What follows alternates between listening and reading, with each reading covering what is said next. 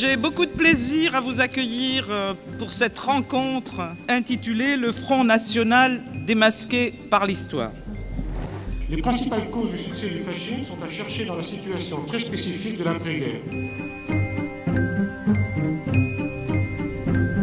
Dans votre exposé, monsieur, qui était absolument remarquable et très synthétique, quelque chose que vous avez dit qui est essentiel, c'est la pauvreté de la pensée exigée face à ce pouvoir de brute.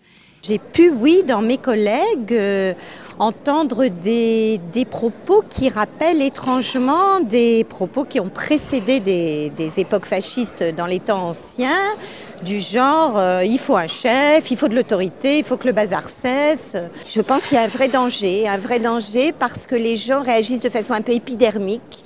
Depuis maintenant une vingtaine d'années, la société commence à souffrir des effets de la crise, la précarité, le chômage, les emplois partiels, les emplois dégradés. Tout ceci sont les terreaux sur lesquels le fascisme a pris appui, que ce soit en Italie, en Allemagne ou aujourd'hui pour les partis qui se réclament de la droite extrême. Bien sûr, Vichy est aboli. Beaucoup d'autres choses se sont construites, mais il reste du vichisme dans la société française et dans son extrême droite présente. Lorsqu'on avait le temps dans les salles de classe, ou lorsque c'était officiel de parler de Vichy, on n'en a plus guère le temps, mais on le fait quand même, mais il ne faut pas le dire aux inspecteurs. Mais on faisait commenter une affiche que certains doivent connaître, qui s'appelle La Révolution nationale, puisque c'était le programme de Vichy, où l'on voyait deux France s'opposer. Et par bien des aspects, il y a une affiche actuellement du Front National qui est sur le même thème.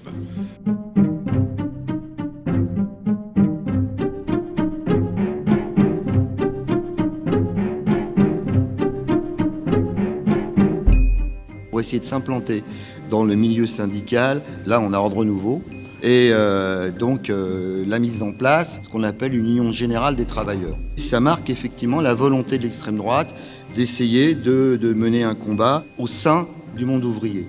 Les enseignements de l'histoire montrent que les classes populaires n'ont rien à gagner dans ces mouvements.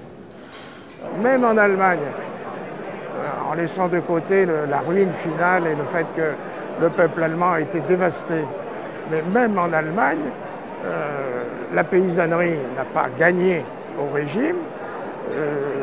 La classe ouvrière a connu des difficultés réelles. Et pour l'essentiel, c'est les grands industriels, allemands et américains, qui ont bénéficié du régime. Quand on dit à des salariés, on va conserver votre entreprise, on est contre la mondialisation, il faut produire français, même si c'est Marine Le Pen qui le dit, il y a automatiquement une réception de la part des gens qui s'adressent. Mais ce qu'il faut voir, c'est le programme dans sa globalité, avec tout ce qui comporte de dangereux comme dérive et de dangereux pour le monde du travail. Est-ce qu'ils sont pour les nationalisations? Est-ce qu'ils sont pour vraiment une transformation du système économique? Réponse non, ils sont des libéraux. L'extrême droite a toujours eu le sens de la démagogie et un mépris pour l'intelligence. Elle peut être contre la privatisation de la Poste, par exemple. Et elle l'a fait. Hein. Elle peut être contre la privatisation d'EDF. Et ils ont pris des positions là-dessus, hein, par rapport à un auditoire. Leur force, c'est ça. Il n'y a pas de crainte à se contredire. Marine Le Pen a été pour les OGM, pour le nucléaire. Eh bien aujourd'hui, elle est contre le nucléaire, contre les OGM. Aujourd'hui, elle développe des thèmes économiques, sociaux, auxquels elle ne croit pas. Ce qu'elle veut, c'est un capitalisme français autoritaire, hexagonal, fermé sur lui-même. Pour moi, il y a ces deux visages, c'est-à-dire qu'il y a un discours aujourd'hui qui est dédiabolisant de la part de Marine Le Pen, un peu sur tous les terrains, aux côtés des salariés en difficulté, contre la mondialisation, produire français, donc tout un discours assez social qui peut toucher les salariés. Mais qui n'est pas la totalité du discours du Front National. Si on va voir son son programme, si on regarde ses affiches, ses campagnes d'affichage, sa propagande en règle générale, on s'aperçoit que leur fonds de commerce, quand même, il est largement le même que ce qu'il était il y a quelques années, c'est-à-dire le rejet de l'immigration et des salariés immigrés, un racisme très important, notamment du point de vue de l'islamophobie.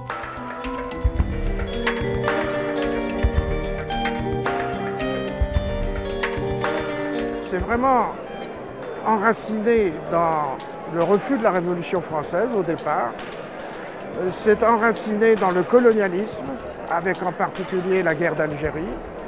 Et donc là, on peut retrouver les sources de l'anti-islamisme, puisque ce sont des Arabes mahométans, comme on disait autrefois, qui ont battu la France, qui se sont libérés du colonialisme.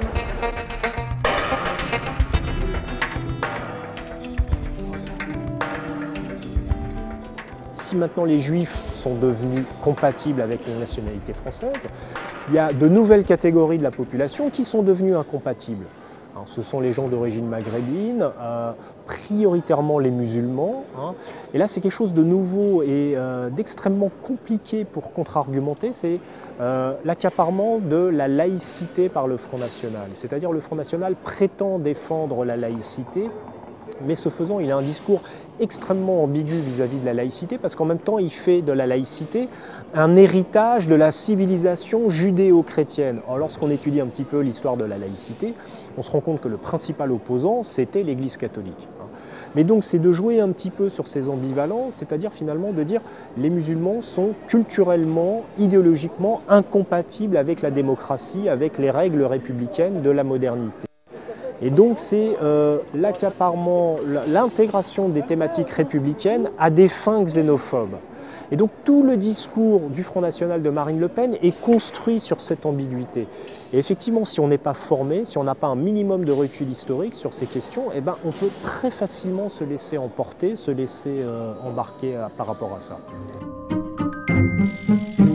Si nous voulons discuter à propos du Front National et des idées qu'il diffuse, c'est au regard de nos missions de syndicats de défense des intérêts des salariés, notre conception des réponses à apporter. Je pense que la seule solution pour que Marine Le Pen n'ait pas toutes les voix qu'elle escompte, c'est par exemple d'inciter les gens à aller voir son site, où là, les propositions qu'elle fait sont bien différentes des discours qu'elle tient, et où les gens se diraient, après tout, peut-être, non, ça, j'en ai pas envie. Certes, on peut trouver des choses sur Internet, mais je crois que aussi, et c'est une des raisons pour laquelle la CGT se préoccupe de ce problème du Front National, c'est aussi de discuter avec les syndicats, avec les délégués syndicaux dans les entreprises, etc., qui de plus en plus sont armés maintenant, à partir notamment ce que propose la Confédération, l'argumentaire contre le Front National, etc., pour véritablement montrer que le programme du Front National est un ensemble qui n'est pas favorable aux salariés. Il faut faire de la pédagogie et surtout pas de l'anathème. Je ne discute pas avec toi parce que tu es membre du Front National, dégage, il faut le prendre et prendre 2-3 exemples en disant bah là ça ne peut pas faire, là ça ne peut pas faire, là ça ne peut pas faire. Pourquoi? Pour ça, ça, ça, ça. Il faut avoir une écoute. Ça, je pense que c'est quelque chose de très important et ne pas être, je dirais tout de suite, dans le rejet brutal, de dire « Ah, mais tu es attiré par cet affreux parti ». Non, au contraire, je pense qu'il faut redoubler d'écoute, il faut redoubler d'attention dans ces cas-là. Nous avons des choses à dire à l'égard des impasses que représentent les postures ou les offres du Front National, dans la mesure où nous considérons, nous, en tant que syndicats, que nous avons à modifier le système économique actuel, mais dans un rapport solidaire entre tous les travailleurs, quels qu'ils soient.